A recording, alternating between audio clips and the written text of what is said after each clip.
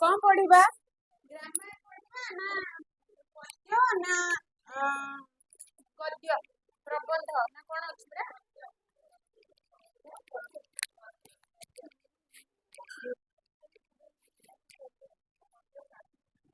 सबू तो पढ़िया को पड़िबो पद्य गद्य आज कौन पढ़िबो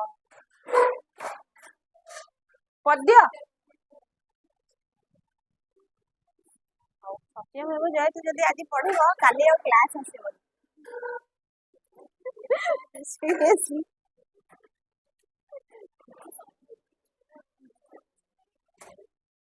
सरह सुंदरी देखिए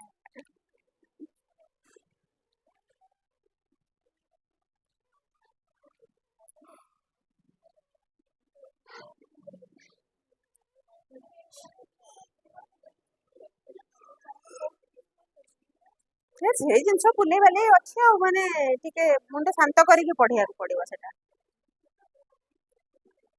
हला कष्ट अछि विषयटा कोडा कोडा रे कोडा कहला सत्यमेव जयते नहीं किछि कष्ट नहीं जे साई माने सत्यमेव जयते कुहा है कि केमिति असत्य कथा माने गोटे कथा अल्प टिके सत अछि किंतु सेटा सतरे गणा होछि बहुत मिछ माने कि बहुत सत अछि अल्प टिके मिछ अछि तथापि से सतरे गणा सत्यमेव जयते कहि कि जो असत्य करा होछि ता ऊपर नै कि ना तांकर आर्गुमेंट गुडाक लेखक लिखिचंती सेतरे रखिचंती हौ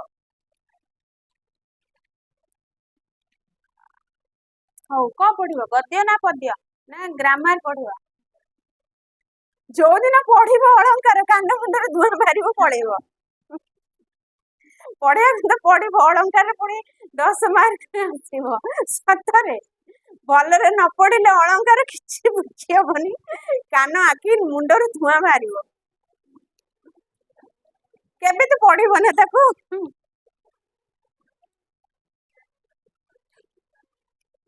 ସେଇଥିପାଇଁ ମଝିରେ ମଝିରେ ଗ୍ରାମାର ପଢିଦବ ମୁଁ କହି ଦଉଛି ନହେଲେ ଏକା ବେଳେ ଅଳଙ୍କାର ପଢିଲେ ସିରିୟସଲି କହୁଛି ଅଧା ପଢିଥିବ ଉଠିକି ପଳେଇବ ମୁଣ୍ଡ ଖରାପ ହେଇଯିବ ତ କଣ କରିବ ଗୋଟେ ଗୋଟେ ବିଷୟ ପଢିଲେ ଅଳ୍ପ ଅଳ୍ପ ଅଳଙ୍କାର ଯୋଉ ଭାଗ ଗୁଡାକ ଅଛି କିଛି କିଛି କିଛି କିଛି ମିଶେଇ ମିଶେଇ ପଢିବ पूरा क्लास टा जदि अलंकार नहीं जो माने लाग लाग 2-3 क्लास तमे आसीबनी मते लागुची मन देखा जीवन मु आ देखा जीवन हौ गोटे कौन पढ़िया कविता कौन कविता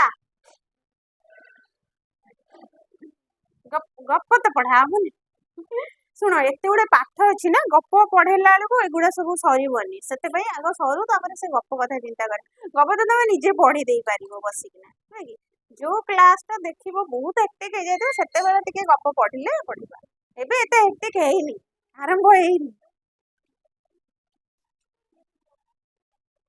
टिके पढ़िबा ग्रामर अल्प टिके हां ना परीक्षा रे पढ़िले हां छाड़ी देबो 15 मार्क ना 20 मार्क पड़ी तार माने जस्ट पास करियार इच्छा अछि आ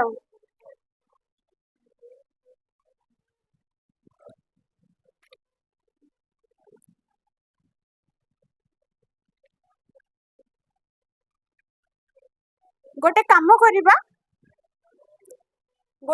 करिबा हमें कविता पढ़िबा गोटे हैला ता अल्प पढ़िबा ता साथ अल्प टिके अलंकार पढ़िबा अल्प टिके जस्ट आरंभ करिबा हां अलंकार केते प्रकार कोन जस्ट अल्प टिके अलंकार पढ़िबा खाली आईडिया आसी जाउ जे सेटा गोटे पाठ अछि तुमरो विराट बडटा तारे लॉन्ग क्वेश्चन आसीबो अलंकार विषयटा लॉन्ग क्वेश्चन आसीबो हैला शॉर्ट क्वेश्चन अलंकार रो आसीबोनी सेति पई कहूची बुझिले भलरे लिखि परिबो बेसी कष्ट न हम मजाक करथली बुझिले बढ़िया लागबो हैला तो ताले आज कोन पढ़िबा कविता रे फर्स्ट सरिला सेकंड अछि सरह सुंदरी हां हो सुंदरी विषय रे पढ़िबा की আছে सुंदरी केमितिया लिखिचंदी ता विषय रे बुढ़ीटा हैला आगुरु जान दे से बुढ़ीटा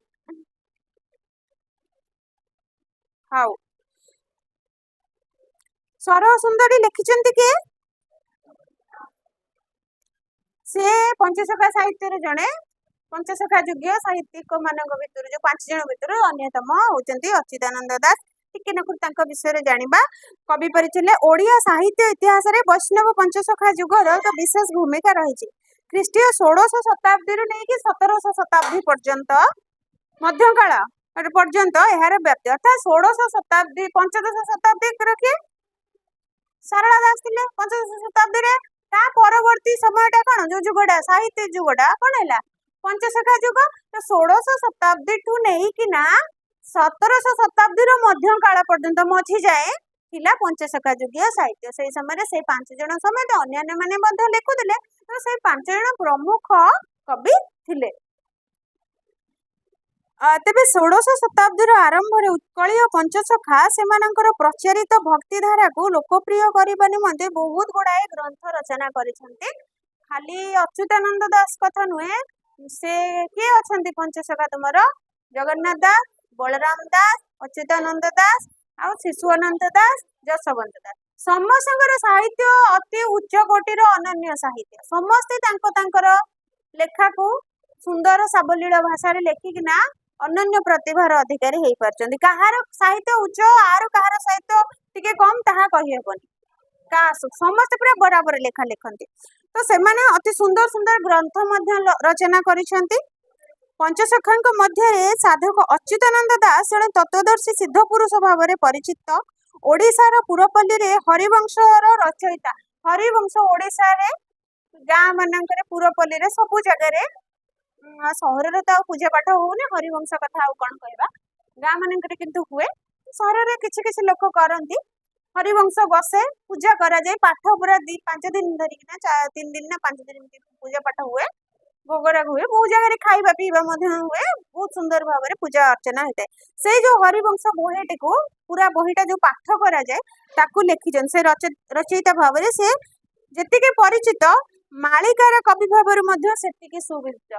आमर हरिवंश रे पूजा हो कि न हो बाकी करंतु न करंतु मालिका प्रत्येक ओडिया घरे घरे परिचित समस्ते जानिछन। खाली ओडिया नुह ओडिया बाहर लोक माने मालिका वचन जोटा अच्युतानंदंकर मालिका से कथा किछि टिके कोन एपट सेपट हे गले प्राकृतिक विपर्यय आसले कि जो आम देश रे राज्य रे किछि गोटे घटना घटेले ताकू नै कि मालिका सहित मध्य जोड़ा जाए। को भी घटना केबे जदि मंदिर रे पताका छिंडी गला ताकू नै कि मालिका सहित जोड़ा होचे। केबे जदि को भी घटना दुर्घटना हेले कह जाय जे मालिका वचन सत हेचे सेतरे लेखा जाय।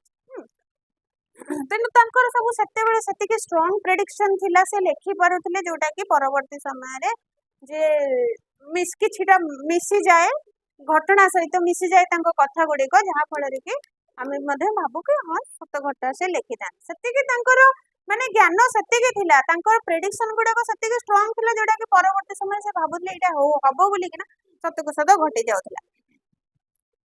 तेबे से थिले जने समाज सचेतन कवि। ओडिशार ग्रामांचल रे विश्वास रही जे पर्वत शिखर सिना पद्म फुटिब किंतु अच्युत वचन केबे मिथ्या नहिब। अर्थात ए जो मालिका वचन केबे मिछ हेबो नै एक कथा प्रत्येक ओडियावासी मानकर मन रे अछि। समस्ते भाबंती कि सबु किछि बरं पहाड़ ऊपर पद्म फुटी पारे बा खरा रे पद्म फुटी पारे कि जहाँ भी बिना पानी रे पद्म फुटी पारे किंतु मालिकार जो वचनटा बा अच्युतानंदଙ୍କ द्वारा लेखा जाइथिबा मालिका केबे मिछ हबनी। जहाँ लेखा जाइछि से समस्त कथा अक्षरे अक्षरे सत्य बोली एहा प्रत्येकटी ओडियांकर गोटे भावना तांकर सेटा गोटे भाव बा चिंताधारा। अच्युतानंद दास कटक जिलार नेमाल निकटवर्ती तिलकणा ग्राम रे जन्म ग्रहण करथिले। कटक निकटवर्ती तिलकणा ग्राम रे से नेमाल मठ सुनिथिबो गोटे नेमाल मठ प्रसिद्ध मठ। तबे सेइठु गाँ टीए तिलकणा गाँ से गाँ रे अच्युतानंदंकर जन्म। तांको पिता थिले दीनबंधु खुंटिया और माता थिले पद्मावती। मन रखिबो पितांको ना दीनबंधु खुंटिया माता होइचंती पद्मावती अच्युतानंदंकर। तो उभय खूब धर्मपरायण थिले। जगन्नाथଙ୍କ कृपारु अच्युतानंद को समान पुत्र रूपे लाभ करिथिबार जणा जाय। तेणु जगन्नाथଙ୍କୁ पूजा करी से अच्युतानंद दास को पुत्र रूपे पाइथिले। अच्युतानंद दासଙ୍କର बाल्य जीवन सेते उल्लेखनीय नथिला। एतेटा उल्लेखनीय किछि सेमति किछि बड़ घटना नथिला तांका बाल्य जीवन रे जोटा कि लेखिबा उचित बोली अन्य कवि माने मने करथिले। पाठ पढ़ा प्रति आग्रह नथिबारु से सर्वदा अन्यमनस्क रहउथिले। गला सइला ପାଠ ପଢା ପ୍ରତି ଆଗ୍ରହ ନଥିଲା ତାହା ମାନେ ନୁହଁ ଯେ ତମେ କହିବ ତାଙ୍କର ତ ପାଠ ପଢା ପ୍ରତି ଆଗ୍ରହ ନଥିଲା ଆମେ ଆଉ କାହିଁକି ପାଠ ପଢା ପ୍ରତି ଆଗ୍ରହ କହିବନି ତ କହିବ ସେ ପାଠ ନ ପଢିକି ମଧ୍ୟ ସେଇ ଯୁଗରେ ନାଁ କରିଛନ୍ତି ଆଜି ବି ଘରେ ଘରେ ତାଙ୍କ ନାଁ ପରିଚିତ ଆଉ ତମେ ଯଦି ପାଠ ପଢା ନ ପଢିବ କାଲି ତ ଆଚ୍ଛା ଶାରଳା ଦାସଙ୍କ ବାପାଙ୍କ ନାଁ କଣ ଶାରଳା ଦାସଙ୍କ ବାପାଙ୍କ ନାଁ କଣ ଥିଲା ଶାରଳା ଦାସଙ୍କର ନିଜ ନାଁ କଣ ଥିଲା କହିଲ ତାହେଲେ ତାଙ୍କ ନାଁ ଶାରଳା ଦାସ କାହିଁ ହେଲା ମୁଁ ଜାଣିନି ତମେ ପଢିନ ଏଇଟା ତ ଆମେ କ୍ଲାସରେ ଡିସ୍କସନ କରିଛେ ବୋଧେ ବହୁତ ଥର ଫାର୍ଷ୍ଟ ଇୟରରେ ପଢିନ କଣ ମନେ କରୁଛ ଶାରଳା ଦାସଙ୍କ ନାଁ ଥିଲା ସିଦ୍ଧେଶ୍ୱର ପରିଡା ସେ ଶାରଳା ମାଙ୍କର ଭକ୍ତ ଥିଲେ ଶାରଳା ମାଙ୍କୁ ପୂଜା କରୁଥିଲେ ଏବଂ ତାଙ୍କୁ ନିଜକୁ ସମର୍ପଣ କରିକି ନିଜକୁ ଶାରଳାଙ୍କର ଦାସ ବୋଲି ଅଭିହିତ କରିଥିଲେ ଅର୍ଥାତ୍ ସେ ସେବକ ବା ଦାସ ସେଥିପାଇଁ କି ସେ ସେଠି ତାଙ୍କ ନାଁରେ ସିଦ୍ଧେଶ୍ୱର ପରିଡାରୁ ଶାରଳା ଦାସ ଲେଖିଦେଲେ ଇଏ ଯୋଉ ପରିଡା ନା ଇଏ କଣ ଥିଲେ ତାଙ୍କ ବାପା ନାଁ ଥିଲା ଖୁଣ୍ଟିଆ ଇଏ ମଧ୍ୟ ଜଗନ୍ନାଥଙ୍କର ଅତି ତାଙ୍କ ପୁରା ପରିବାର ଜଗନ୍ନାଥଙ୍କର ଭକ୍ତ ଥିଲେ ଭକ୍ତ କହିଲେ ମାନେ ସେ ନିଜକୁ ସେ ତାଙ୍କ ପାଖରେ ସମର୍ପଣ କରିଦଉଥିଲେ ତେଣୁ ସେ ନିଜକୁ ଦାସ ବୋଲି ଭାବୁଥିଲେ ଦାସ କହିଲେ ଏଇଠି ତାଙ୍କର ଯୋଉ ଟାଇଟେଲ କଥା କୁହାଯାଉନି ଦାସ ଯୋଉ ସେ ଲେଖୁଥିଲେ ନିଜକୁ ସେ ସେଇ ଇଷ୍ଟଙ୍କ ପାଖରେ ସମର୍ପଣ କରିଦେଇଥିଲେ ଦାସତ୍ୱ ବୋଲି ଯେମିତିକା ଗୋଟେ ଦାସ ହେଇଥାଏ ଗୋଟେ ରାଜା ପାଖରେ ତା ଦାସଟି କଣ ସେ ଦାସଟି ତାର ରାଜା ପାଖରେ ନିଜକୁ ସମର୍ପଣ କରିଦେଇଥାଏ ତା କାମ କରେ ତା ପାଖରେ ରହିଥାଏ ଠିକ ସେମିତି ଏଇଠି ଶାରଳା ଦାସ ହୁଅନ୍ତୁ ବା ତୁମର ଅଚ୍ୟୁତାନନ୍ଦ ଦାସ ହୁଅନ୍ତୁ ସେମାନେ କଣ କଲେ ନିଜ ନିଜ ଇଷ୍ଟଙ୍କ ପାଖରେ ନିଜକୁ ସମର୍ପଣ କରିଦେଇଥିଲେ ସିଏ ତାଙ୍କୁ ନିଜକୁ ସେଇ ଇଷ୍ଟଙ୍କର ଦାସ ବୋଲି ମନେ କରୁଥିଲେ ଯାହା ସେ କହିବେ ସେ କରିବେ ବା ତାଙ୍କ ଇଙ୍ଗିତରେ କାମ କରିବେ ସେଥିପାଇଁ ସେ ନିଜକୁ ଦାସରେ ଅଭିହିତ କରିବେ ପରବର୍ତ୍ତୀ ସମୟରେ ତାଙ୍କ ନାଁ ବି ହେଇଗଲା ସେଇ ଦାସ ସେଟା ଟାଇଟେଲ ହେଇଗଲା ତାଙ୍କର ଆଉ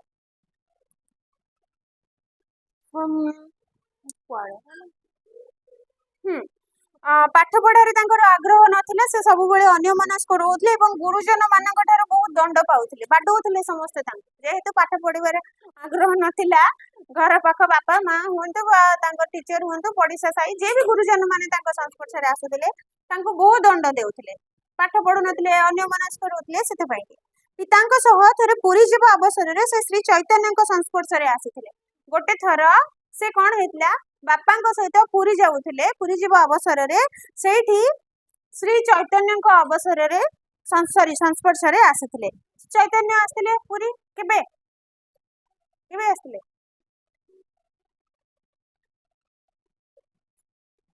ଚୈତନ୍ୟ କିଏ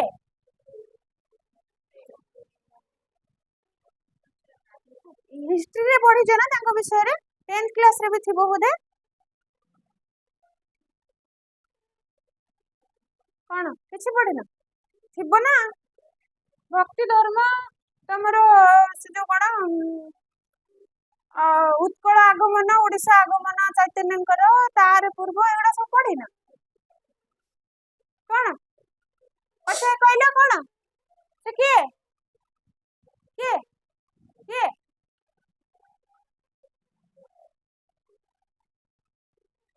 ତମର 10ମ କ୍ଲାସ ର ଇତିହାସ ବହି ଆଚ୍ଛା ହିଷ୍ଟ୍ରି ପିଲା କିଏ ଅଛ ଆ ଭିତରେ ହିଷ୍ଟ୍ରି ଯାହାର ଥିବ ତମର ତ ଥିବ ନା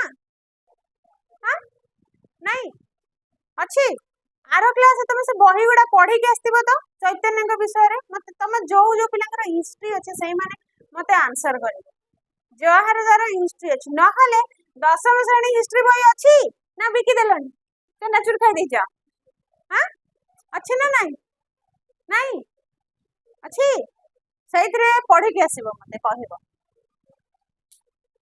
ତମର ଅଛି ନା ନାଇଁ ଅଛି ତ ଖାଇନ ତ ବିକିକି ତମର ନା ମୁଁ କହିବି ବୋଲି ଟହଣ୍ଟ ମାରିବି ବୋଲି ତମେ ଅଛି ବୋଲି ମିଛ କହିଦଉଛ ଆରେ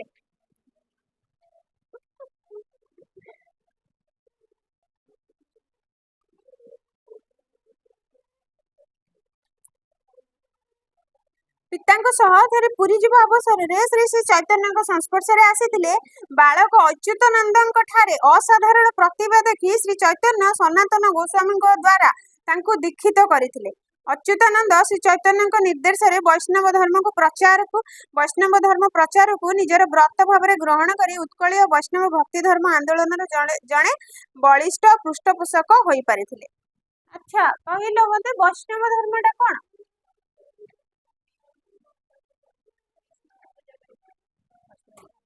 ता पूर्व को धर्म बेसी चलुला? शाक्त धर्म। ए सब इतिहास रे अछि ना थिला ना कि शाक्त धर्म वैष्णव धर्म धर्म विषय मध्ये थिबो ना से भी नहीं सबू अच्छी किंतु तुम सब खाई देछ मुंडर पोछि देछ घोषि देकी परीक्षा लिखि देथिबो तापर ठीक परीक्षा सरी गेला बेले मुंडर पळैथिबो बुझि दिले सिना मुंडरे थांता घोषि देले तो मुंडरे रहिबोनी रहिबो कि रहिबोनी ताले वैष्णव धर्म कोन एबे कहला पर सुबिलानी कि तुम सुने कि कहबो मुंड हलौछि केमिति कोन वैष्णव धर्म कोन? अच्छा वैष्णव धर्म रे को देव इष्ट को पूजा को देवा देवी को पूजा कर सेटा जानते समस्त नहीं से कहबो वैष्णव धर्म माने विष्णु उपासक बा सेते बेले शाक्त धर्म जेते बेले थिला शाक्त धर्म कहले शक्ति पीठ मानकर पूजा कर जाउला शक्ति मानकु मां मानकु पूजा कर जाउला सबु शक्ति पीठ रो देखिबो बलि प्रथा थिला बलि प्रथा सब पशु पक्षी मानकु बलि दउथिले तो सेटा अति नृशंस थिला कदाकार थिला देवी मां गण केबे कहिथिले जे मते बलि देले मु संतुष्ट हेबी ता न लोक माने को करथिले शाक्त धर्म ग्रहण करिकि शक्ति पीठ मानकर विभिन्न जीव जंतु मानकु बलि दउथिले तो से जो अति विभर्ष रूप विभर्ष जो दृश्य को देखिकी धीरे धीरे आउ टिके ज्ञानी गुणी माने परवर्ती समय वैष्णव धर्म प्रचार कले विष्णुंकर उपासक कहीं कहीं कौन विष्णु मंदिर रे केबे देखिछ बलि प्रथा थिबार केबे सुनिछ जगन्नाथ हुंतु कृष्ण हुंतु विष्णु हुंतु को भी माने मंदिर रे देखिछ बलि प्रथा को भी जीव जंतु मान को हत्या करिक करे जाय सब बलि प्रथा गुडी को थाए कोडी शक्ति मां को मंदिर रे शक्ति पीठ मानकर सेति पई कि ना कोन हैला जे से जो नृशंस हत्या को बा जो जीव जंतु मान को एते निष्ठुरतार सहित हत्या करबा उचित न एटा गोटे क्रूर जिनस बोली कि ना धीरे धीरे लोक माने कौन कले शाक्त धर्म को बंद करिकिना वैष्णव धर्म प्रचार और प्रसार कले आ बड़ बड़ पुरोधा माने से वैष्णव धर्म प्रचार करिवार कामटा को निज हाथ को लेथिले जेमिति कि बहुत कवि लेखक आमे पढिचे तांकर प्राचीन कवि माने जो माने कि वैष्णव धर्म ग्रहण करथिले एवं वैष्णव धर्म प्रचार मध्य करुथिले ये मध्य तन्मध्यरु अन्यतम जे कि वैष्णव भक्ति धर्म आंदोलन जड़े विशिष्ट पृष्ठपोषक भाव में काम करथिले कौन लिखिथिले से साहित्य सब कौन थिला तांको कृति गुडी को अच्युतानंद गीता संहिता पुराण मालिका आदि अनेक प्रकार ग्रंथ रचना करथिले से गुडी को मध्य रे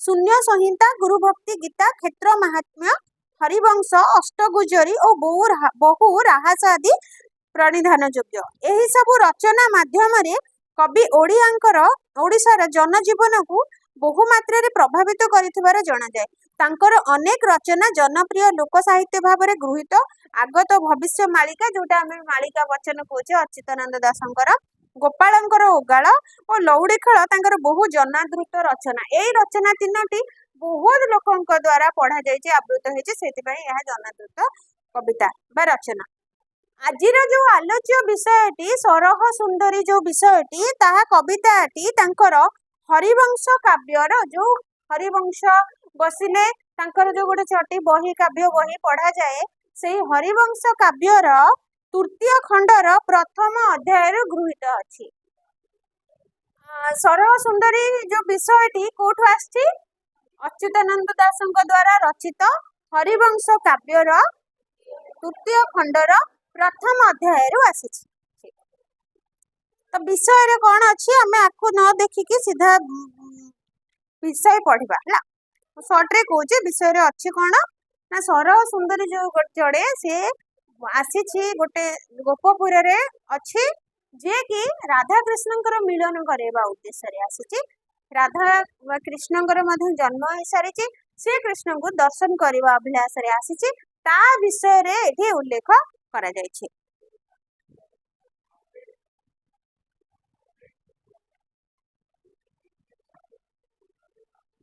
एटा 15 मिनट पढ़ेबा तापरे ग्रामर टे पढ़ेबा ला जति कि हेतिबो लास्ट 15 मिनट ग्रामर पढ़ेबा तो अच्युतानंद दासଙ୍କର ସରହ ସୁନ୍ଦରୀ ଏସନିକ ସମये ବେନି ଘଡ଼ି ରାତି ନନ୍ଦର ମନ୍ଦିରେ ଆସି ମିଳିଲା ସରହ ସୁନ୍ଦରୀ ଦୂତି। ତ ଦୂତିଟିଏ, ଦୂତି କିଏ? ଯିଏ ଦୂତରୁ ଦୂତି, ଦୂତ ହେଲା ପୁରୁଷ, ଯେ ଖବର ଦୂତ ମାନେ କଣ? ଖବର ବାର୍ତ୍ତା ବାହକ ବା ଖବର ନବା ଦବା କରେ। ଦୂତ ଯେ ଜଣଙ୍କ କଥା ନେଇକି ଆଉ ଜଣଙ୍କ କଥା ନେଇକି, ତ ଏଇଠି ଦୂତି ଅର୍ଥାତ୍ ଯେହେତୁ ସେ ଜଣେ ନାରୀ ତେଣୁ କରିକି ତାଙ୍କୁ ଦୂତି ବୋଲି କୁହାଯାଇଛି। ଏସନିକ ସମୟ ମାନେ ଏହିପରି ଗୋଟେ ସମୟରେ, ଏସନିକ ମାନେ ଏହି ସମୟରେ ବେନି ଘଡ଼ି ରାତି 2ଟା ବାଜିଛି। ବେନି ମାନେ 2, ଘଡ଼ି ରାତି 2 ଘଡ଼ି ସମୟରେ, ରାତି 2 ଘଡ଼ିରେ ସେଇ ହେଇଥିବା ଗୋଟେ ସମୟରେ ନନ୍ଦର ମନ୍ଦିରେ, ନନ୍ଦରାଜା ଗୋପପୁରର କଥା ବର୍ଣ୍ଣନା କରାଯାଇଛି। ନନ୍ଦରାଜାଙ୍କ ମନ୍ଦିରରେ, କାହିଁକି ନା ସେତେବେଳେ କୃଷ୍ଣଙ୍କ ଜନ୍ମ ହେଇସାରିଛି, ଆଉ କୃଷ୍ଣ ଅଛନ୍ତି କୋଉଠି? ନନ୍ଦଙ୍କ ପାଖରେ, ନନ୍ଦ ଯଶୋଦାଙ୍କ ପାଖରେ। ତ ଏଇ ସମୟରେ କଣ ହେଇଛି? ଗୋଟେ ରାତିରେ 2 ଘଡ଼ି ରାତିରେ ସରହ ସୁନ୍ଦରୀ ନନ୍ଦର ମନ୍ଦିର ମିଳିଲା ସରହ ସୁନ୍ଦରୀ ଦୂତି। ସେ ଯୋଉ ସରହ ସୁନ୍ଦରୀ ଦୂତିଟି ଆସିକି ମିଳିଲା, ଅର୍ଥାତ୍ ଆସିକି ପ୍ରକଟ ହେଇଥିଲା ସେଠି। ସରହ ସୁନ୍ଦରୀ କିଏ? ଗୋପନଗରରେ ଥିବା ରାଧାକୃଷ୍ଣଙ୍କର ମିଳନକାରିଣୀ ଦୂତି। ରାଧା ତାକୁ ଭଗବାନ ସେଠି ରଖିଥିଲେ ଯେ ମୁଁ ଏଇଠି ଜନ୍ମଗ୍ରହଣ କରିବି, ଦେହଧାରୀ ଜନ୍ମଗ୍ରହଣ କରିବି ମର୍ତ୍ତ୍ୟରେ, ଗୋପପୁରରେ ରହିବି, ମୋର ଲୀଳା ଖେଳା କରିବି। ଗୋପପୁରରେ କୃଷ୍ଣ ଆଉ ରାଧାଙ୍କର ମିଳନ କରାଇବା ଉଦ୍ଦେଶ୍ୟରେ ଦୂତିଟିର ଆବିର୍ଭାବ ହେଇଥିଲା, ସେ ଜନ୍ମ ନେଇଥିଲା ସେଠି। ତେଣୁ କରିକି ସିଏ ଯୋଉ ଆସିଛି ସରହ ସୁନ୍ଦରୀ, ସେଇ ଲୋକଟି ହଉଛି, ସେଇ ସ୍ତ୍ରୀ ଲୋକ ଜଣକ ହଉଛି ସରହ ସୁନ୍ଦରୀ ଦୂତି। ତାଙ୍କ ନାଁ ହେଲା ସରହ ସୁନ୍ଦରୀ। ତନୁ ଶ୍ୟାମଳ। ତେବେ ଏବେ ପ୍ରଥମେ କବି ବର୍ଣ୍ଣନା କରୁଛନ୍ତି ସେ କୋଉ ଭଳି ଦେଖା ଯାଉଛନ୍ତି, ସେ କେଉଁ ଭଳି ଦେଖା ଯାଉଥିବା ସ୍ତ୍ରୀ ଲୋକଟି। ତନୁ ଶ୍ୟାମଳ, ତନୁ ହେଲା ଶରୀର, ଶରୀରର ରଙ୍ଗ ହେଲା ତାଙ୍କର ଶ୍ୟାମଳ ରଙ୍ଗ। ବର୍ଣ୍ଣ ବୟସେ ମତୁଆଳ, ତନୁ ଶ୍ୟାମଳ ବର୍ଣ୍ଣ ଅର୍ଥାତ୍ ବର୍ଣ୍ଣ ହେଲା ରଙ୍ଗ, ଶ୍ୟାମଳ ବର୍ଣ୍ଣ ଶରୀର ବିଶିଷ୍ଟ ନାରୀଟିଏ। ବୟସେ ମତୁଆଳ, ବୟସେ ମତୁଆଳ କହିଲେ ମାନେ ଗୋଟେ ଏକ୍ସପେରିଏନ୍ସ ଲୋକଟେ, ସିଏ ଅଭିଜ୍ଞତା ସମ୍ପନ୍ନ ଲୋକଟିଏ। ବୟସରେ ଅଭିଜ୍ଞତା ସମ୍ପନ୍ନ କହିଲେ ଆମେ ବୁଝିବା ଯେ ଗୋଟେ ବୟସ୍କ ଲୋକଟେ। ଅଭିଜ୍ଞତା କାହାର ଥାଏ? ଯେ ଅଧିକ ବୟସ୍କ ହେଇଥାନ୍ତି, ସେମାନେ ବାରମ୍ବାର ସବୁ ଜିନିଷ ଜାଣି ଶୁଣି ବୁଝି ତାଙ୍କର ଅଧିକ ଏକ୍ସପେରିଏନ୍ସ ହେଇଯାଏ, ଅଧିକ ଜୀବନକୁ ନେଇକିନା ଅଧିକ ଅଭିଜ୍ଞତା ହେଇଯାଏ। ତ ଏଇଠି ସିଧାସଳଖ ତାର ବୟସ ଲେଖା ନ ଯାଇକି କବି ଏଭଳି ଭାବରେ ଲେଖିଛନ୍ତି ଯେ ବୟସ କଣ ଲେଖିଛନ୍ତି? ମତୁଆଳ, ଅର୍ଥାତ୍ ତାର ଯୋଉ ବୟସଟା ଏବେ ଯେତିକି ଅଛି ସେତିକି ବୟସରେ ଜଣେ ବହୁତ ଅଭିଜ୍ଞତା ଧାରୀ ମଣିଷଟେ ହେଇଥାଏ, ବା ଅଭିଜ୍ଞତା ସମ୍ପନ୍ନ ନାରୀଟିଏ। ସେ ଅଧିକ ବୟସ୍କ ଲୋକଟେ, ଆଉ 50-60 ବର୍ଷର ଗୋଟେ ଲୋକଟେ। ଦନ୍ତ ନାଇଁ ବେଶୀ ହେଇଥିବ, ଦନ୍ତ ବିହୁନେ ପରା, ଦାନ୍ତ ନାଇଁ ମାନେ ଆଉ ଟିକେ ବୁଢୀ ହେଇଯାଇଥିବ, ନାଇଁ 50-60 ବର୍ଷର ଲୋକଙ୍କର ଦାନ୍ତ ଥାଉଛି ଅଛି। ଦନ୍ତ ବିହୁନେ ମୁଖ ପାକଲା ଲମ୍ବା ବାଳ, ଦନ୍ତ ବିହୁନେ ମାନେ ଦାନ୍ତ ନାହିଁ, ବିହୁନେ ହେଲା ନାହିଁ, ଦାନ୍ତ ନାହିଁ, ମୁଖ ମୁହଁରେ ଯୋଉ ଦାନ୍ତଟା ନାହିଁ ବୋଲି ସ୍ପଷ୍ଟ ଜଣା ପଡୁଛି, କାରଣ ଯେତେବେଳେ ଆମ ଦାନ୍ତଟା ଥାଏ ମୁହଁଟା ଫୁଲ ହେଇକି ଥିବ। ଦାନ୍ତ ଗଳି ପଡିଲେ ବୁଢୀ ମାନେ ଦାନ୍ତ ଯେତେବେଳେ ଗଳି ପଡୁଛି ମୁହଁଟା କଣ ମାଂସଟା ଭିତରକୁ ପଶିଯିବ ନା, ଗାଲ ଫୁଲ ଦାନ୍ତ ନଥିବ, କାରଣ ସମୟଟା ଧୁଡ ଧୁଡ ହେଇଯାଏ। ତ ସେଇଭଳି କିଛି ଦେଖାଯାଉଛି ତା ମୁଖମଣ୍ଡଳଟି। ଆଉ ପାକଲା ଲମ୍ବା ବାଳ, ଚୁଟିରେ ମୁଣ୍ଡରେ ଲମ୍ବା ଲମ୍ବା ଚୁଟି ଅଛି, କିନ୍ତୁ ପାଚିଲା ଚୁଟି, ସବୁ ଯାକ ଧଳା ହେଇଯାଇଛି, ପୁରା ସବୁ ଚୁଟି ଯାକ ତାଙ୍କର ଧଳା ହେଇଯାଇଛି, କିନ୍ତୁ ଲମ୍ବା ଲମ୍ବା ଚୁଟି, ମୁହଁରେ ଦାନ୍ତ ନାହିଁ, ଶ୍ୟାମଳ ବର୍ଣ୍ଣର ବୟସ୍କ ବ୍ୟକ୍ତି, ବୟସ୍କ ବୃଦ୍ଧା ଜଣେ ସେ। ବିଦ ମୁଦି କଙ୍କଣ ହସ୍ତରେ ସୁବର୍ଣ୍ଣ ବାହି, ବିଦ ମୁଦି କଙ୍କଣ, ହାତରେ ଯୋଉ କଣ ସବୁ ପିନ୍ଧିଛି, ବାହୁରେ ଯୋଉ କଙ୍କଣ ପିନ୍ଧିଛି, ହାତରେ ବିଭିନ୍ନ ପ୍ରକାର ଯୋଉ ଅଳଙ୍କାର ପିନ୍ଧନ୍ତି, ତ ସେଇଟା ବିଦ ମୁଦି କଙ୍କଣ, କଙ୍କଣ ମଧ୍ୟ ହାତରେ ପିନ୍ଧିଛି। ଏଠି ଲେଖା ହେଇଛି ବାହୁର ଭୂଷଣ ବିଶେଷ, ଗୋଟେ ପ୍ରକାର ହାତରେ ପିନ୍ଧିବା ଗୋଟେ ପ୍ରକାର ଅଳଙ୍କାର ହେଲା। ବିଦ ହେଲା ହାତରେ ପିନ୍ଧିବା ଅଳଙ୍କାର, ଯେମିତି ଆମେ ହାତରେ କଣ ପିନ୍ଧୁଛେ, ମୁଦି ପିନ୍ଧୁଛେ, କଙ୍କଣ ପିନ୍ଧୁଛେ, ବାହୁଟି ପିନ୍ଧୁଛେ, ଏଇଟା ମଧ୍ୟ ଗୋଟେ ପ୍ରକାର ଅଳଙ୍କାର, ସେ ବାହୁଟି ଭଳି। ଆଉ ମୁଦି ପିନ୍ଧିଛି, ହାତରେ କଙ୍କଣ ମଧ୍ୟ ପିନ୍ଧିଛି। ହସ୍ତରେ ସୁବର୍ଣ୍ଣ ବାହି, ଅର୍ଥାତ୍ ସୁନାର କଙ୍କଣ ବାହୁରେ ଲଗେଇଛି, ସୁନାର ହାତରେ ଲଗେଇଛି, ଆଉ ମୁଦି ସୁନାର, ସମସ୍ତ ଅଳଙ୍କାର ଗୁଡିକ ସେ ସୁନାର ପିନ୍ଧିଛି। କଙ୍କଣ, ବାହୁଟି, ମୁଦି ଏସବୁ ସେ ହାତରେ ଲଗେଇଛି, ଯାହାକି ସୁନାରେ ନିର୍ମିତ ହେଇଛି। ସିଂହାଣୀ ନାଗରୀ ସେ ନବରସେ ଗୁଣଗ୍ରାହୀ, ନବରସରେ ଗୁଣଗ୍ରାହୀ, ଅର୍ଥାତ୍ 9ଟି ଯାକ ରସ, ଆମର କେତେଟା ରସ ଅଛି? ନବରସ, 9ଟା ରସ, ରସ ରୀତି ସେସବୁ ସାହିତ୍ୟ ଅଛି, ଆଉ ଟିକେ ହଉ ତମର ନାହିଁ ବୋଧେ ତ ନଅ ରସ ବାଲା ନଅ ରସରୁ ସବୁଠାରୁ ଶ୍ରେଷ୍ଠ ରସଟା କିଏ? ଆଚ୍ଛା ରସ କଣ ନା ସବୁଠାରୁ ଶ୍ରେଷ୍ଠ ରସ ବାତ୍ସଲ୍ୟ ଆଉ କିଏ? ଶୃଙ୍ଗାର ରସ। ଶୃଙ୍ଗାର ରସ ହେଲା ସବୁଠାରୁ ଶ୍ରେଷ୍ଠ ରସ। ଯୋଉ ମାନେ 9ଟି ରସ ଅଛି ବିଭିନ୍ନ ଜାଗାରେ କୋଉ କୋଉ ରସକୁ ବ୍ୟବହାର କରାଯାଏ। ଶୃଙ୍ଗାର ରସ ସବୁବେଳେ ରାଧା କୃଷ୍ଣଙ୍କର ପ୍ରେମ ବର୍ଣ୍ଣନା କରିବା ପାଇଁ କିନା ଯୋଉ ଯୋଉ ସାହିତ୍ୟରେ ନାୟକ ନାୟିକାର ପ୍ରେମ ବର୍ଣ୍ଣନା ହେଇଛି ତାହା ଶୃଙ୍ଗାର ରସରେ ଲେଖାଯାଇଥିବ। ବାତ୍ସଲ୍ୟ ରସ ଯୋଉ ଯୋଉ ସାହିତ୍ୟରେ ମାତା ପୁତ୍ରଙ୍କର ବା କୌଣସି ସନ୍ତାନ ଆଉ ପିତାମାତାଙ୍କର ସ୍ନେହ ର ବର୍ଣ୍ଣନା କରାଯାଇଛି ତାହା ବାତ୍ସଲ୍ୟ ରସ। ସେମିତି ଅନେକ ରସ 9ଟା ରସ ଅଛି। ବୀର ରସ, ତମର ରୌଦ୍ର ରସ, କରୁଣ ରସ ଏମିତି ଅଛି। କୋଉଠି ଦୁଃଖ କୋଉଠି ବିରହ ରସ କୋଉଠି ଅଲଗା ହେଇଯାଇଛନ୍ତି ଏସବୁ ବିଭିନ୍ନ ପ୍ରକାର ରସରୁ ଇଏ କିନ୍ତୁ ସବୁ ରସରେ ଥିଲା ଗୁଣଗ୍ରାହ୍ୟ ତ ସବୁ ଗୁଣର ଅଧିକାରୀ। ଯୋଉ ନାରୀଟି ଥିଲା ସବୁ ଗୁଣର ଅଧିକାରୀ। ଯୋଉ କୁହନ୍ତି କଣ କଣ ଗୋଟେ କୁହନ୍ତି ଯୋଉ ଯାହା ପାଖରେ ସର୍ବଗୁଣ ସମ୍ପନ୍ନା ସବୁ ଗୁଣର ଅଧିକାରୀ ଥିଲା ସେ। ସିଂହାଣୀ ନାଗରୀ ଅତି ସିଂହାଣୀ ନାଗରୀ ସିଏ ନଗରରୁ ନାଗରୀ ନଗର ଯେମିତି କୁହନ୍ତି ନାଗରରୁ ନାଗରୀ ନାଗର ହେଲା ପୁଅମାନଙ୍କ ଉଦ୍ଦେଶ୍ୟରେ କୁହାଯାଏ ନାଗରୀ ହେଲା ଝିଅ ମାନଙ୍କର ଉଦ୍ଦେଶ୍ୟରେ କୁହାଯାଏ। ସିଂହାଣୀ ହେଲା ଅତି ସିଂହାଣୀ ବା ଚତୁରତା ଭରା ସ୍ତ୍ରୀ ଲୋକଟିଏ ଚତୁରୀଟିଏ। ରସିକ ନାଗରୀ ମାନେ କଣ ହସ ମଜା ଖୁସି କାହା ସହିତ ରାଗ କ୍ରୋଧ ନାହିଁ ଭଲରେ ଚଳୁଥିବ ସମସ୍ତଙ୍କ ସାଥେ ଭଲରେ କଥା ହଉଥିବ ସମସ୍ତଙ୍କ ସାଥେ ମିଶି ଯାଉଥିବ। ସେ ଆବାଳ ବୃଦ୍ଧ ବନିତା ଛୋଟ ସାଙ୍ଗେ ଛୋଟ ହେଇକି କଥା ହେଇଯାଉଥିବ ବଡ ସାଥେ ବଡ ହେଇକି କଥା ହେଇଯିବ କାହା ମାନେ ଭେଦଭାବ ନାହିଁ ସମସ୍ତଙ୍କ ସାଥେ ଭଲରେ ମିଶି ଯାଉଥିବ ରାଗ ରୁଷକ ଆବୃତ୍ତି ନଥିବ ସେଇଭଳି ପ୍ରକାରର ନାରୀଟିଏ ଥିଲା ଇଏ। ଥମ୍ବନ ମୋହନ ବସ୍ୟ ଆଦି ଉଚ୍ଚାଟନ ନାଗରୀ ନାରୀ ସିଂହାଣୀ ସେ ଗୋଟିକାଞ୍ଜନ। ଥମ୍ବନ ମୋହନ ବସ୍ୟ ଆଦି ଉଚ୍ଚାଟନ ଅର୍ଥାତ୍ କାହାକୁ ବଶୀକରଣ କରିବା କାହାର ମାନେ ଏଭଳି କଥା ସେ କହୁଥିଲା ସବୁ ଜ୍ଞାନର ଅଧିକାରୀ ଥିଲା ସମସ୍ତଙ୍କ ମନକୁ ସେ ମୋହିତ କରି ନେଇ ଯାଉଥିଲା ଥମ୍ବନ କରି ନେଇ ଯାଉଥିଲା ବା ବଶୀଭୂତ କରି ନେଇ ଯାଉଥିଲା। ମନ୍ତ୍ର ସ୍ତମ୍ଭନ ବଳେ ଅଛି ବୋଧେ ସେଟା ମନ୍ତ୍ର ବଳରେ ଲୋକଙ୍କୁ ଯୋଉ ଶକ୍ତିହୀନ କରିବା ଜଡ କରିବା ସେମାନେ ସବୁ ମନ୍ତ୍ରର ଅଧିକାରୀ ଥିଲା। ଯାହା ସତେ ମିଶୁଥିଲା ତାକୁ ନିଜ ବସକୁ ନେଇ ଯାଉଥିଲା ନିଜ ଅକ୍ତିଆରକୁ ନେଇ ଯାଉଥିଲା। ମନ୍ତ୍ର ଯନ୍ତ୍ର କରିକିନା ସମସ୍ତଙ୍କୁ ଯେମିତି ଆମେ ଯଦି କହିବା କି କାଲା ଯାଦୁ ଭଳିଆ ଜଣେ କାଲା ଯାଦୁ କରୁଛି ମାନେ ସେ ଯାହା କରୁଥିବ ଯାହା ଉପରେ ସେଟା ପକେଇଥିବ ସେ ସେଇଭଳି କାର୍ଯ୍ୟ କରିବ ତା ଇଚ୍ଛା ଅନୁସାରେ କାର୍ଯ୍ୟ କରିବ। ତ ଆହାର କଥାବାର୍ତ୍ତା ବ୍ୟବହାର ଏଭଳି ଥିଲା ସେ ସମସ୍ତଙ୍କୁ ବଶୀଭୂତ କରିପାରୁଥିଲା ମୋହନ କରିପାରୁଥିଲା ସମ୍ମୋହନ କରିପାରୁଥିଲା ନିଜର ଗୁଣରେ ନିଜର କଥାବାର୍ତ୍ତାରେ ସମସ୍ତଙ୍କ ମନକୁ ସେ କିଣି ନେଇ ଯାଉଥିଲା। ଆଉ କଣ ବଶ୍ୟ ହେଲା ବଶୀକରଣ କରିବା ଉଚ୍ଚାଟନ ମଧ୍ୟ ସେଇ ତନ୍ତ୍ର କ୍ରିୟା ଦ୍ଵାରା ଅନ୍ୟର ମନକୁ ବିଚଳିତ କରିଦେବା। ସେଇଥିପାଇଁ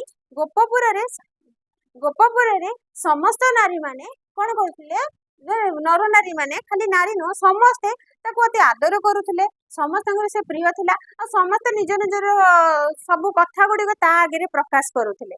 ଯୋଉ ସମସ୍ତ କଥା ଗୁଡିକ ଯେତେ ବି ସିକ୍ରେଟ ହଉ ତା ଆଗରେ ସମସ୍ତେ କହିଦଉଥିଲେ ଏଭଳି ନାରୀଟିଏ ସେ ଥିଲା। ଉଚ୍ଚାଟନ ତନ୍ତ୍ର କ୍ରିୟା ଲେଖାଯିବାର ବଳେ ତନ୍ତ୍ର କ୍ରିୟା ଦ୍ଵାରା ଅନ୍ୟର ମନକୁ ବିଚଳିତ କରିପାରିବା ମନ୍ତ୍ର ଯନ୍ତ୍ର କରିକି କାହା ମନକୁ ନିଜ ଆଡକୁ ଟାଣିବା ତାକୁ ବିଚଳିତ କରିବା ଏଭଳି ମଧ୍ୟ ଗୁଣର ସିଏ ଅଧିକାରୀ ଥିଲା। ବସି ହେଲା ଅନ୍ୟକୁ ବଶୀକରଣ କରିବାର ଗୁଣ ତା ପାଖରେ ଥିଲା। ତନ୍ତ୍ର ମନ୍ତ୍ର ଦ୍ଵାରା କାହା ମନକୁ ବିଚଳିତ କରିଦବାର ଗୁଣ ମଧ୍ୟ ତା ପାଖରେ ଥିଲା। ଆଉ ଗୋଟେ କଣ ଅଛି ମୋହନ ସମ୍ମୋହନ କରିବାର ଲୋକଙ୍କୁ ନିଜ ଆଡକୁ ତାଙ୍କ ମନକୁ କିଣି ନେଇଯିବା ତାଙ୍କୁ ନିଜ ଆଡକୁ ଟାଣିବାର କ୍ଷମତା ମଧ୍ୟ ତା ପାଖରେ ଥିଲା। ଆଉ ଗୋଟେ କଣ କଥା କହିକି ନା ମାନେ ଯେହେତୁ ସେଇ ଯୁଗରେ ମାନେ ଗୋପପୁରରେ ତାକୁ ଭଗବାନଙ୍କର ଯୋଡି ଭଗବାନଙ୍କର ରାଧାକୃଷ୍ଣଙ୍କର ମିଳନ ପାଇଁ ତାକୁ ରଖାଯାଇଥିଲା ତେଣୁ ସିଏ ବହୁ ଯୁଗ ଧରି ସେଠି ରହିଯାଇଥିଲା। କେବେଠୁ ରହିଛି ଗୋପପୁର ମାନେ କେହି ଜାଣିନାହାନ୍ତି କୋଉଠୁ ଆସିଲା କେବେଠୁ ରହିଛି କଣ କରୁଛି ସେ ବିଷୟରେ କୋଉ ବି ଗୋପପୁର ଲୋକ ତା ବିଷୟରେ କିଛି ଜାଣିନାହାନ୍ତି। ଖାଲି ଏତିକି ଜାଣିଛନ୍ତି ଯେ ତାର କଥା ବଳରେ କେମିତି କରିକି ସେ ଯାହା ସହିତ ଯେମିତି ବି କଥା ହଉ ସମସ୍ତଙ୍କୁ ନିଜ ଆଡକୁ ଟାଣି ନଉଥିଲା ସମସ୍ତଙ୍କ ଭଲରେ ମନ୍ଦିରେ ସେ ଠିଆ ହଉଥିଲା କାହା ଉପରେ ରାଗ କ୍ରୋଧ ନଥିଲା ଏବଂ ସମସ୍ତଙ୍କର ଅତି ପ୍ରିୟ ଥିଲା। ସମସ୍ତେ ନିଜର ସବୁ କୋଠରୀ ଗୁଡିକୁ ତାକୁ ପ୍ରବେଶର ମାନେ ବାଟ ଥିଲା ଯେମିତିକି ଆମେ କୁଣିଆଟେ ଆସିଲେ ଡ୍ରଇଂ ରୁମ ରୁ ବିଦା କରିଦଉଛେ ଖାଇବା ପିଇବା ଦେଇକି ତାହା ନଥିଲା ସବୁ କୋଠରୀରେ ତାର ପ୍ରବେଶ ଥିଲା। ମାନେ ସବୁ ନରନାରୀ ମାନେ ତାକୁ ତାଙ୍କ ସମସ୍ତ ଘରର ସବୁ କୋଠରୀକୁ ତାକୁ ପ୍ରବେଶ କରିବାର ଅନୁମତି ଦଉଥିଲେ ତା ସହିତ ସବୁ ମନ କଥା ମଧ୍ୟ ତାକୁ କହୁଥିଲେ। ଏଇଭଳି ପ୍ରକାରର ନାରୀଟିଏ ସେ ଥିଲା। ନାଗରୀ ନାରୀ ସିଂହାଣୀ ସେ ଗୋଟିକା ଅଞ୍ଜନ, ଅର୍ଥାତ୍ ସେ ଗୋଟେ ଏତେ ନାଗରୀ ନାରୀ ଥିଲା। ନାଗରୀ ସେଇ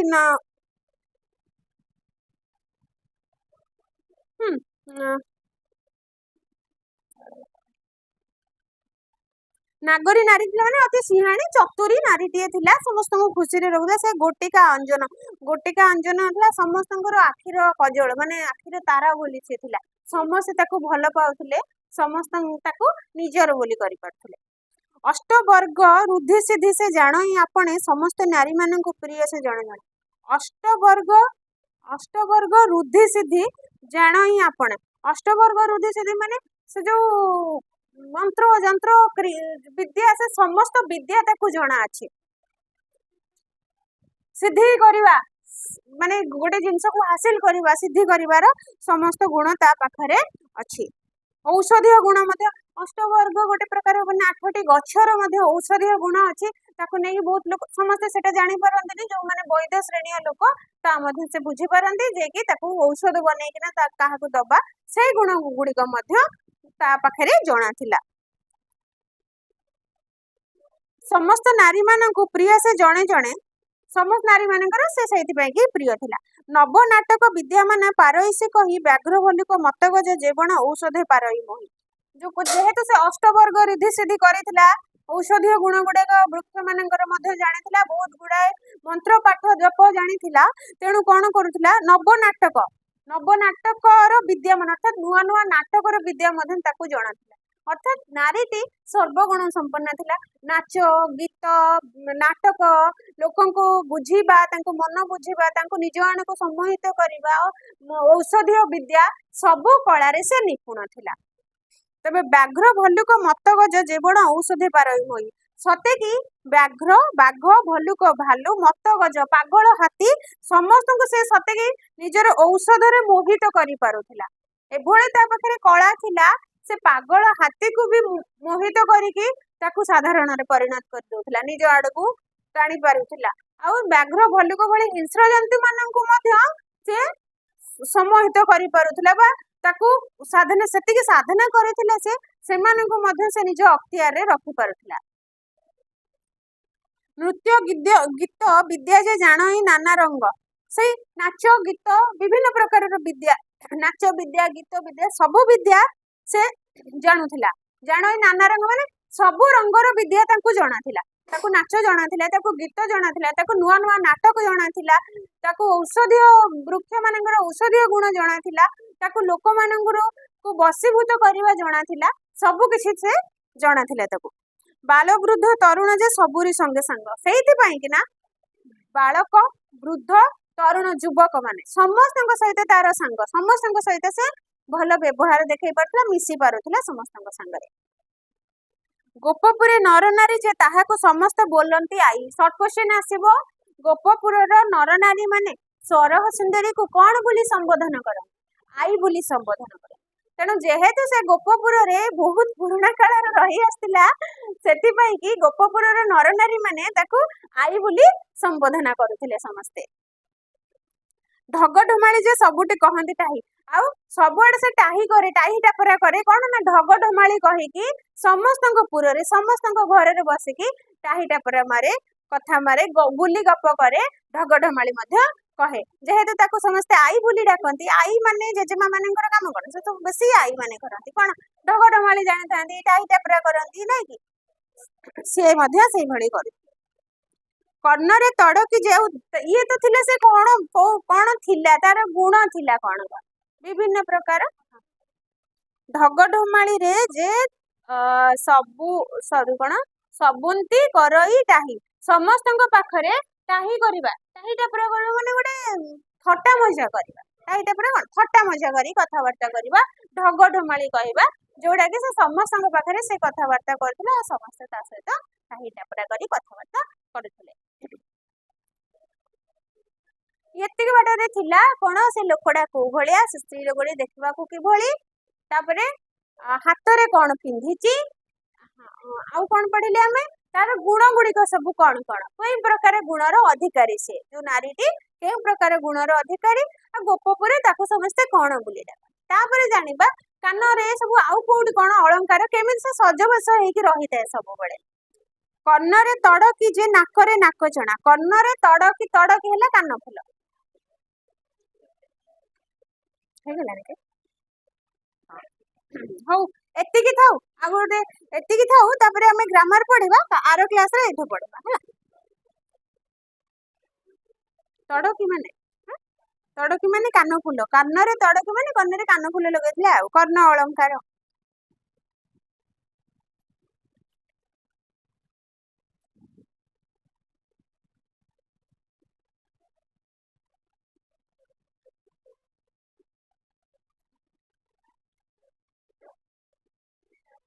ହଁ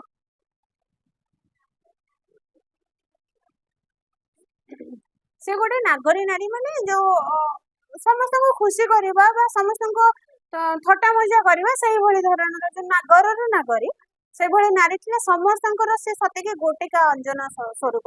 ଅର୍ଥାତ୍ ଖାଇବା ଜିନିଷ ଭିତରେ ଦିଟାର ଉଦାହରଣ, ଏଟା ଦି ପ୍ରକାର କହୁଛି। ଖାଇବା ଜିନିଷ ଗୋଟିକା ଅଞ୍ଜନ ଯେମିତି ସବୁଠୁ ଶ୍ରେଷ୍ଠ, ଗୋଟିକା ସର ଲବଣୀ ଯେମିତି ଶ୍ରେଷ୍ଠ, ସେମିତି ସିଏ ସମସ୍ତଙ୍କ ମଧ୍ୟରେ ଶ୍ରେଷ୍ଠ ଥିଲା। ଦ୍ୱିତୀୟରେ ଆଖିରେ ଯେମିତି ଯେତେ ସଜେଇ ହେଲେ ବି ଆଖିରେ କଜଳ ନ ଲଗେଇଥିଲେ, ଅଞ୍ଜନ ନ ଲଗେଇଥିଲେ କମ ଦେଖାଯାଏ। ଆଖିରେ ସବୁ ମାନେ ମୁହଁର ସବୁ ସୁନ୍ଦରତା ଗୋଟେ ପଟେ, କଜଳଟା ଶ୍ରେଷ୍ଠ, ସିଏ ସେମିତି ସମସ୍ତଙ୍କ ମଧ୍ୟରେ ଶ୍ରେଷ୍ଠ ଥିଲା। ଅର୍ଥାତ୍ ସମସ୍ତେ ତାକୁ ସ୍ନେହ କରୁଥିଲେ, ଶ୍ରଦ୍ଧା କରୁଥିଲେ, ଭଲ ପାଉଥିଲେ, ଆଉ ସିଏ ମଧ୍ୟ ସମସ୍ତଙ୍କ ସହିତ ଭଲସେ କଥାବାର୍ତ୍ତା କରୁଥିଲେ।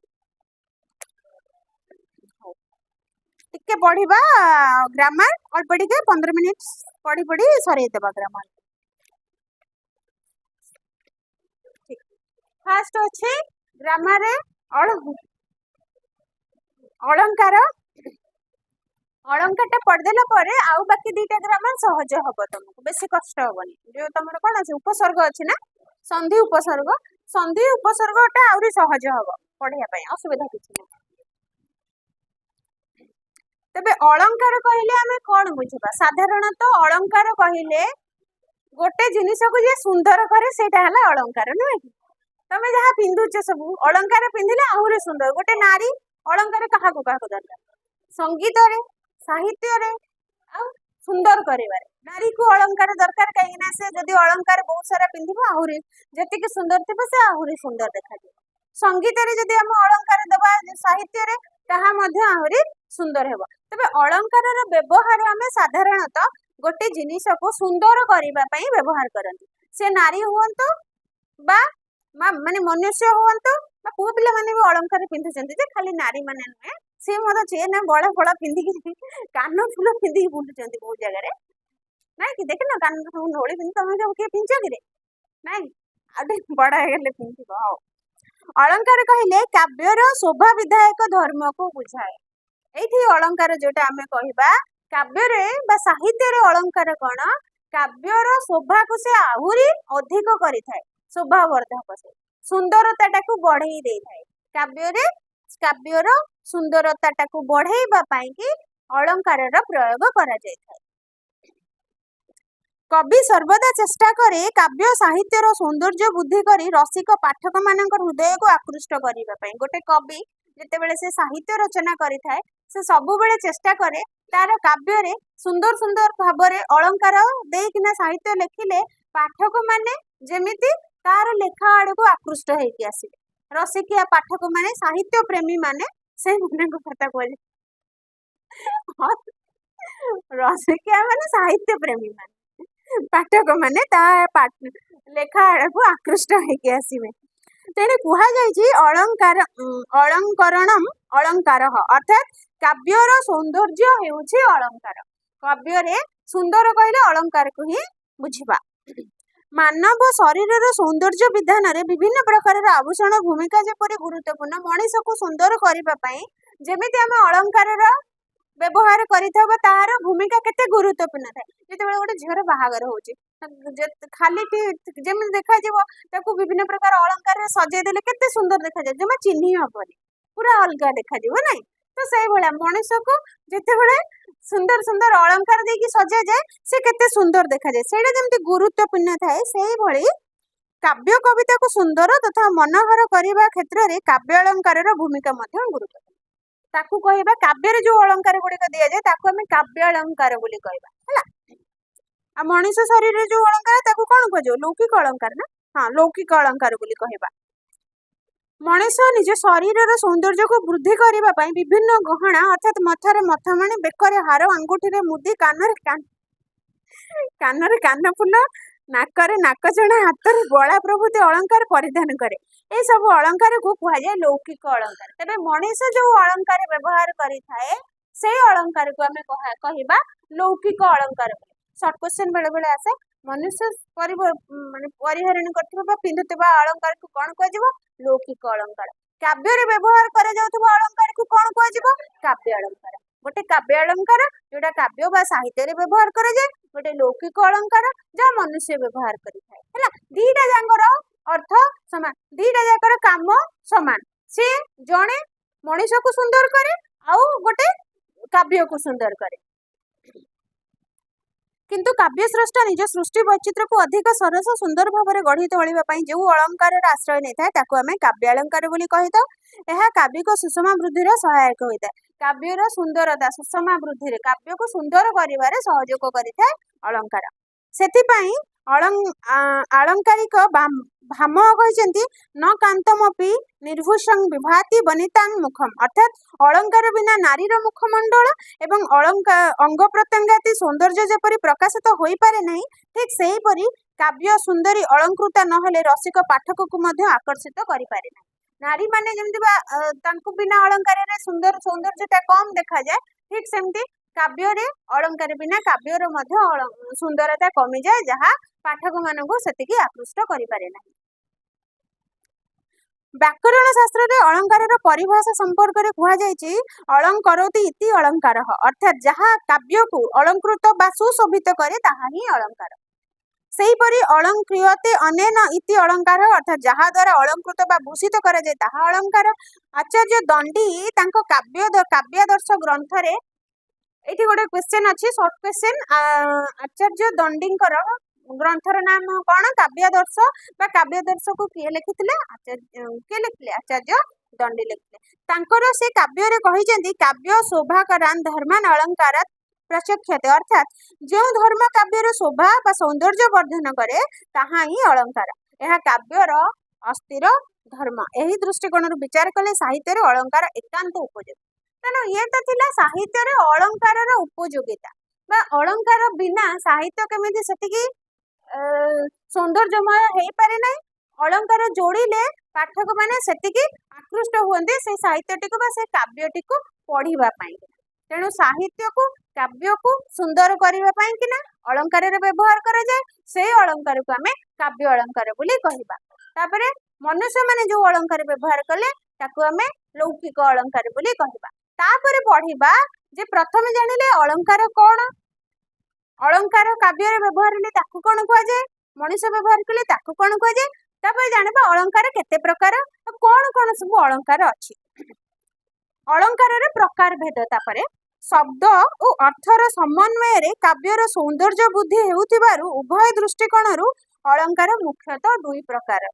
तेबे शब्दगत और अर्थगत शब्द और अर्थर समन्वय माने समानता शब्द और तार अर्थर गोटे गोटे काव्य देखिबो गोटे धाड़ी रे गोटे शब्दर अर्थ मध्य दुईटा जेमिति कि तुमर सॉरी कौन हेटा समान शब्द भिन्न अर्थबोधक समुच्चारित भिन्न अर्थबोधक शब्द थाए उच्चारण समान हो तार अर्थ तुमर काव्य को अलग कर अर्थ बुझिले जानि परिबो आर ए काव्यर अर्थ कौन बा ए लाइन रो अर्थ कौन तळ लाइन रो अर्थ कौन सेही भलिया शब्दर प्रयोग और अर्थर प्रयोग समन्वय काव्यर सौंदर्य बुद्धि होइतिबारु उभय दृष्टिकोण अर्थात शब्द अलंकार और अर्थ अलंकार दीटा रहुछि। तबे दीटा जाक दृष्टिकोण अलंकार को भाग भाग कर कौन कौन ना प्रथम अलंकार है दुई भाग में कर गोटे है शब्द अलंकार तापर गोटे है अर्थ अलंकार है।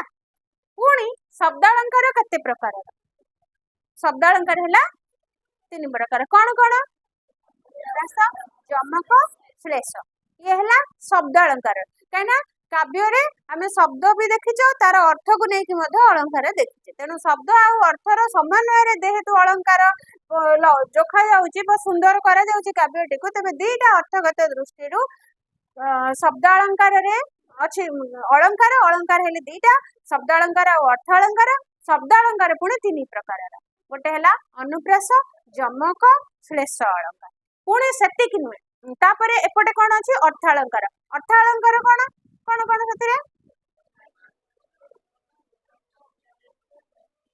बहुत गुड़ा इत्यादि लिखा माने आहुरी अच्छी एतिकी तुम बहिर अच्छी किछिटा अलंकार सबु अलंकार तुमरो नाही अल्प अलंकार तुमरो अच्छी आउ किंतु शब्द अलंकार तीनटा जांक अच्छी अर्थ अलंकार उपमा रूपक उत्प्रेक्षा व्यतिरेक विभावना को छाड़ी देले आहुरी बहुत गुड़ा अलंकार अच्छी जोटा कि तुमरो एई श्रेणी रे नाही एते पढिले मुंड खराब हे ना सेति पई जे बहि लिखि जंती भाबी चिंती लिखिले एते छोट पिला गुड़ा एते कोन पढिबो आहुरी बहुत गुड़ा अलंकार मध्ये अच्छी तेणु शब्द अलंकार तापर हम पढ़िबा अनुप्रास जोडा पढ़िले पुणी अनुप्रास को भी भाग करा हिची पांच भाग हैला तापर अनुप्रास हैला पांच प्रकार कोन कोन छेकानुप्रास लाटानुप्रास श्रुत्यानुप्रास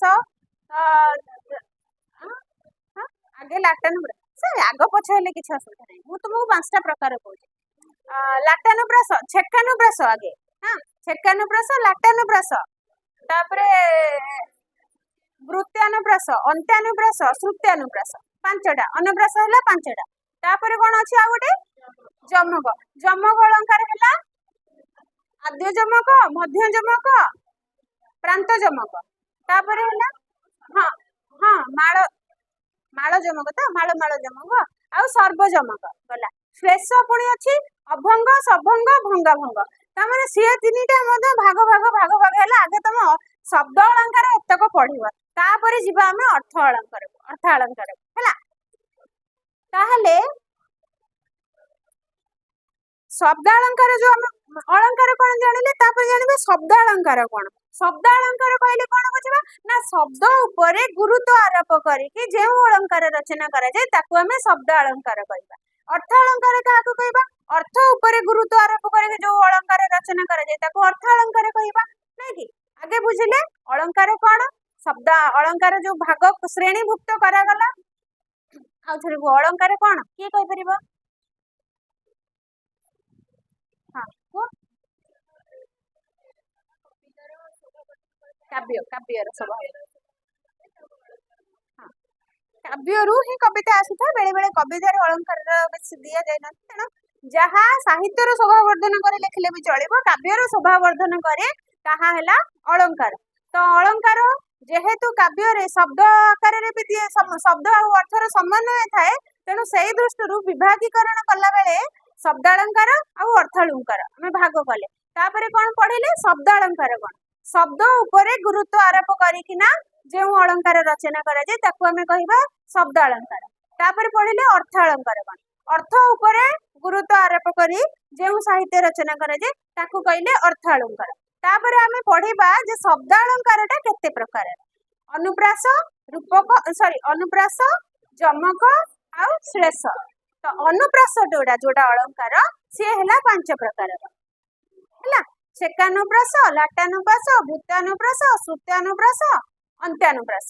अंत्यानुप्रास ठीक तो सेटा अभी हमें पढिबा गला शब्द ऊपर गुरुत्व आरोप करी जो अलंकार सृष्टि ताकू हमें शब्द अलंकार कहले एत द्वारा काव्य रे व्यवहृत शब्द सरस सुंदर और श्रुति प्रिय होता है जेतेबेले हमें शब्द अलंकार रे जो शब्द को गुरुत्व आरोप करके अलंकार व्यवहार करती ताहा द्वारा कौन होता है से शब्दटी सरस सुंदर और श्रुति मधुर श्रुति प्रिय होता है श्रुति कान को भल शुणा जाए श्रुति मधुर होता है भाषार सौंदर्य बुद्धि क्षेत्र में यार भूमिका गुरुत्वपूर्ण शब्दर मूल रूप ध्वनि ध्वनि को आश्रय कर शब्द अलंकार सृष्टि होता काव्य रे संगीत माधुर्य सृष्टि करें अनुप्रास जमक श्लेषादि यार श्रेणीभुक्त तापरे जानिबा अनुप्रास अलंकार कौन तापरे जाइकि ना हमें अनुप्रास अलंकार को भाग करबा पढ़िबा अलग कथा बेले बेले परीक्षा रे कौन पड़े ना शब्द अलंकार नले बेले बेले पड़िबो अनुप्रास अलंकार को व्याख्या करिके लेख तुमको कौन लेखा पड़िबो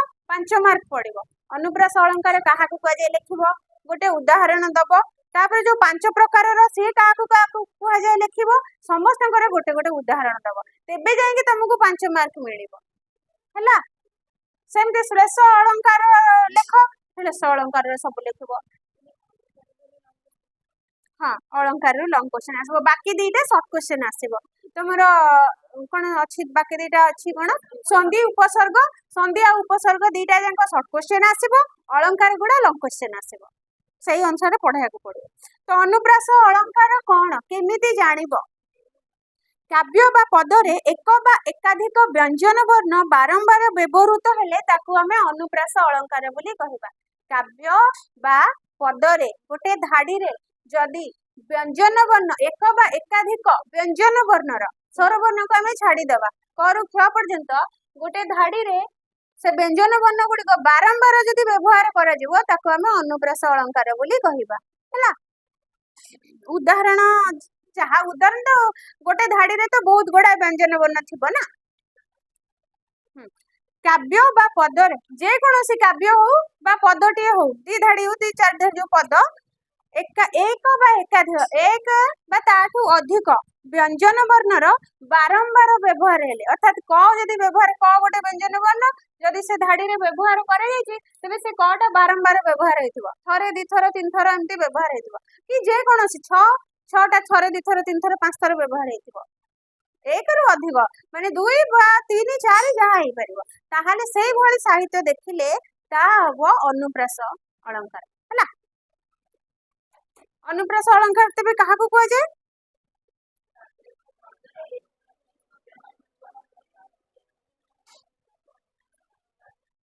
ठीक केती क्वेश्चन खाली जे अलंकार काहा को कहै जाय अलंकार काहा को कहै जाय केते प्रकार रो आ काव्य अलंकार